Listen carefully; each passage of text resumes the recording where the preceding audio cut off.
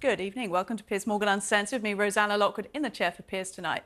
Yevgeny Prigozhin, the feared boss of Russia's Wagner Group, this mercenary army accused of atrocities in Ukraine and across Central Africa.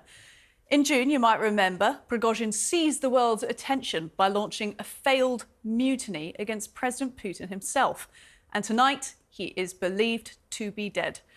A private jet flying from Moscow to St. Petersburg has crashed north of Moscow. Prigozhin's name was on the passenger list, according to Russian authorities and information. Now, videos do appear to show a plane falling from the sky. Eyewitness reports suggest there were loud bangs shortly beforehand. Wagner-linked social media channels accused Russian air defences of shooting down the plane. Putin, of course, branded Yevgeny Prigozhin as treasonous after that failed coup and then exiled him to Belarus. But Prigozhin remained the head of the Wagner Group and appeared in a video in Africa only this week. So has Russia's dictator exacted the ultimate revenge for a power play that shocked the world last month, or back in June rather, or as is so often the case in Russia, is there more to this story than meets the eye? For more on this, I'm joined by a big panel this evening. The author of Freezing Order, Surviving Vladimir Putin's Wrath, Bill Browder, joins us once again, as well as the former head of MI6, Sir Richard Dearlove, and dissident diplomat Boris Bondarev, who worked for the Russian permanent mission to the UN at Geneva before resigning in protest over the invasion of Ukraine. Thank you, gentlemen. Boris, I'll start with you then. How reliable is this information that we've got from the Russian authorities, do you think? Well, it is very hard to judge whether it is reliable or not, because all information flows in Russia are strictly controlled by the government, so they just let it out only what they want to let out. But it seems that, according to all information sources we have now, that it is more likely that Prigozhin is dead than otherwise. It would seem to be that it's weighted in the favour of him being dead, given, of course, that Putin has branded him a traitor various times, and anybody who gets branded a traitor by Putin tends to end up dead. Sir Richard Dearlove, when you heard the information this evening, what were your thoughts on it? Well, I wasn't particularly surprised by the news, but on the other hand, I think one approaches the reports with caution. Was Prigozhin on the aircraft? Did it crash? Was it shot down? What were the weather conditions? I mean, there are so many questions to which we don't know the answer. I've seen video clips on the internet. It looks as though it crashed in fine weather. And, you know, if that really is the plane coming down, it almost looks as though it was shot down. No, but there are many questions. I mean, we have to speculate, but the fact that Prigozhin might be dead, as far as I'm concerned, that's unsurprising news. It was a matter of time. Unsurprising, yes. And Bill, coming to you, unsurprising to many people. Of course, you know, we had the quips and the gaffes almost over the last 2 months since the mutiny, that there would be an open window that Prigozhin would find his way out of, and the rest of it. But in terms of appropriating any kind of value to what has happened this evening, you get people saying, well, it's brilliant news, of course. He was a mercenary boss, if indeed he is dead. But it's also a sign that Putin is strengthened somewhat. Could be read like that. Absolutely. I mean, the way I look at this whole thing is that the fact that Prigozhin was running around for 2 months, sort of unkilled, you know, that he was still alive, having meetings, being in Moscow, being in St. Petersburg, being in Africa, every day that he was alive, it was another day of humiliation for Putin. Putin is a strong man. He's a dictator. The way he stayed in power for the last 22 years has been by scaring everybody, by sending the message that if you are disloyal and disrespect him, you will end up in jail or dead. And the fact that Prigozhin wasn't dead, it was a humiliation for Putin, and sort of opened the door for other people to have a go at Putin. And so for Putin, this is a very good day, because he's effectively reestablished his authority. He's put himself back as the boss of the prison yard. And while Prigozhin is an odious, murdering character, I don't think that we should in any way be celebrating this, because this only strengthens Putin. Yeah, indeed. It's sort of a strange mixed celebration for some if they do indeed want to celebrate, of course, the death of a mercenary boss. But as you've laid out there, a lot more complexities to this. And, you know, the old adage that we were going to see Putin flailing with after the coup has not been proven true at all. Let's then talk then, Boris, about the way this may have happened, if we are to believe the reports are true, that Prigozhin was on board. 8 bodies have been supposedly recovered from the crash site, according to Russian authorities, once again, and we are unable to independently verify that beyond the information that we've got.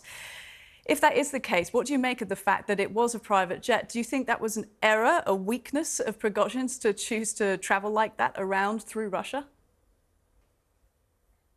Well, I've noticed that Prigozhin has so far traveled by his private jets many times since his mutiny, so for these 2 months. So I think it was a very comfortable way of traveling for him. Perhaps he didn't suspect anything. Perhaps if he's really dead by now, he was very naive and not that intellectual kind of person. So he believed the assurances given by President Lukashenko of Belarus or President Putin himself.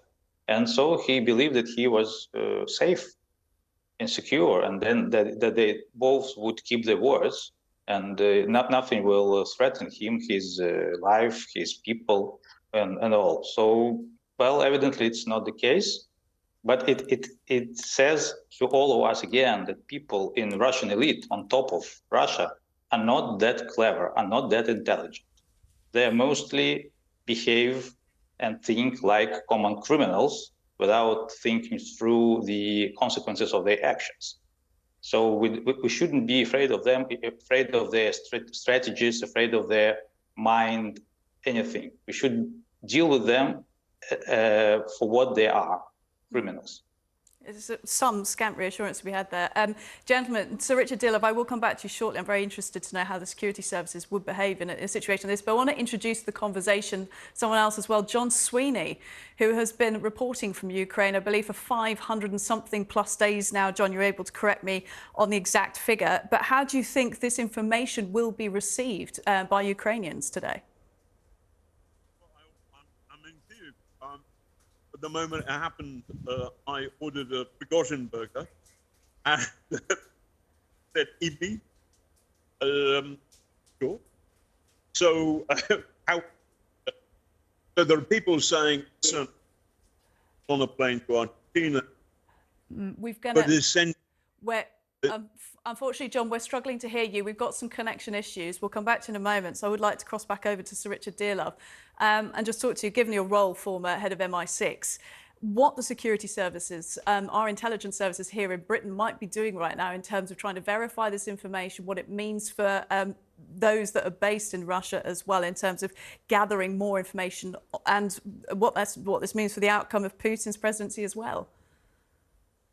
Well, obviously there'll be attempts. I mean, this is speculative on my part, but there'll be attempts going on as we speak to verify the story, and there are all sorts of ways and means of doing that, particularly in an aircraft crash, because you've got air traffic control, you've got flight records, you've got all sorts of other sources, half of which are open sources on which you can draw and try to find out the background and the detail. But I mean, I think there will be a reluctance to make any sort of statement or official reaction until the information is clearly and strongly verified.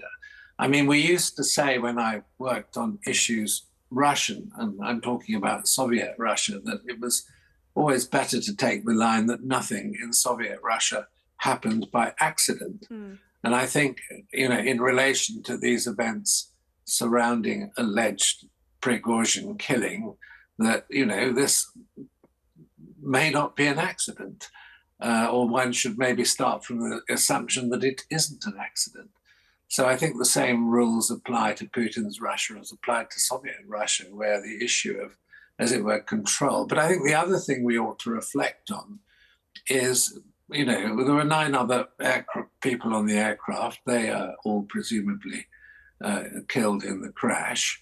I mean, this is an extraordinary series of events, and in a way shows the desperation, disarray, and problems that the Russian leadership faces, even if one does see it as a reassertion of Putin's authority. That idea of nothing happening by accident in Russia, Bill, I know that will chime very true to some of the things you've experienced. But let's talk about that a bit more, relating to Prigozhin and the mutiny, which was exactly 2 months ago to this day. Again, seems a little bit coincidental. The plane would come down today. And again, Putin's aggressive reinvasion of Ukraine happened around the time of an anniversary as well. He is somewhat coordinated in his moves, isn't he?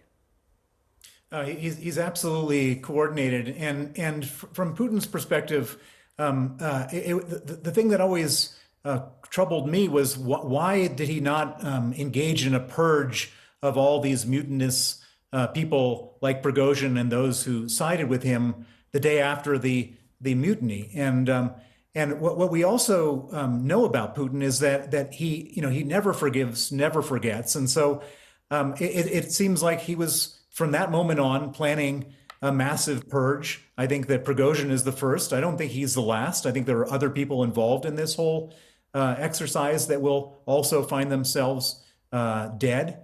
And Putin had to do this. He couldn't not do this if he wanted to stay in power. And so that this is the obvious result of a person who is disloyal and who turned on him, and I guess everybody expected it to happen, and here we are. Unless Prigozhin somehow put his name on the manifest, he's dead, and that's that's what Putin needs to show everybody else. And again, that is still a possibility, because anything is possible sometimes when it comes to Russia. And, we are going by this information. As Boris said at the start of this conversation, it seems weighted more likely that Prigozhin is dead as a result of this. But we do have to wait and see a bit more. We were just showing pictures there of Vladimir Putin, President of Russia, from Russian state media at a concert today. These are pictures of him walking onto stage, looking very happy and, doing the old, I'm very busy, nothing to do with what's going on elsewhere. So very interesting to see those.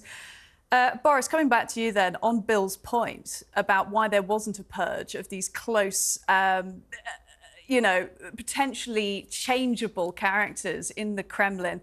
Prigozhin, nicknamed Putin's chef, obviously was very close to him for many years, and then sort of was allowed to go off on one and do what he did in Ukraine and have his mercenary army. Why wasn't there a purge? Why hasn't this been controlled sooner in the Kremlin? I believe first it's not Putin's habit, tradition to make purges. He likes things go down smoothly and quietly. So there is why I doubt that there will be any significant purges now in the ranks of presidential administration or military or wherever. Why they did not do anything like this sooner in these 2 months? I believe the same reason why they didn't suppress the rebellion, the mutiny, on this very day. They just were unable to do that. Everybody saw that Prigozhin marched, Wagner Group marched on Moscow without any resistance, without any people trying to block the roads or anything. So if Prigozhin did push further, he may have ended in Moscow, and nobody knows what could happen then. So I believe Putin found himself to be, in a very uncomfortable situation. He didn't have enough resources to stop Prigozhin. And when Prigozhin agreed to withdraw, and when they struck a deal with the help of Mr. Lukashenko or without, then Putin was gathering resources. He was waiting for a proper, opportune moment to strike. Today, it is, likely is the day he chose to strike. But Putin, I would like to reiterate that Putin is not that all-powerful that he used to be. And this killing of Prigozhin, if it is by Putin's design, does not strengthen him either. He was weakened and diminished by the mutiny of Prigozhin itself. And his very weak response to that. And now he may try to kill Prigozhin or Mr. Utkin, the right hand of Prigozhin, or someone else, but it will not change the fact that Putin was Putin showed weakness during the mutiny, and it gives a clear signal to anybody who would like to repeat Mr. Prigozhin experience. Yeah. They will understand that they just must push to the end, and then they can manage the situation. It's an ever-moving and worrying situation in terms of that tumult. Look, John Sweeney has managed to rejoin us with a more stable connection. John, just interested to quickly get your thoughts about how this information might be received in Ukraine this evening. Well, I already know the moment I heard, I ordered a Prigozhin burger, and the waiter in the restaurant I'm in said, "Are you sure he's dead?" And then he laughed. So everybody here knows just how evil, how barbarous, how murderous the Wagnerites have been. They have committed war crime after war crime after war crime. And so there is, this is Ukrainian National Flag Day. Tomorrow is Ukrainian Independence Day. So the mood here in Kyiv is exultant if it's true that he's dead. To be honest, I would put a $5 on him being dead. Tons of my Ukrainian friends are being skeptical. Some are saying, let's see the DNA evidence. Some people are saying he's already in Argentina wearing a wig. But the sense here is this is great because Prigozhin was an evil man. There's no doubt about that whatsoever. But also it weakens Putin. The fact that Putin has had to, it feels like that he has had this man killed means that he is a fragile monster. It means that he is murdering his own people.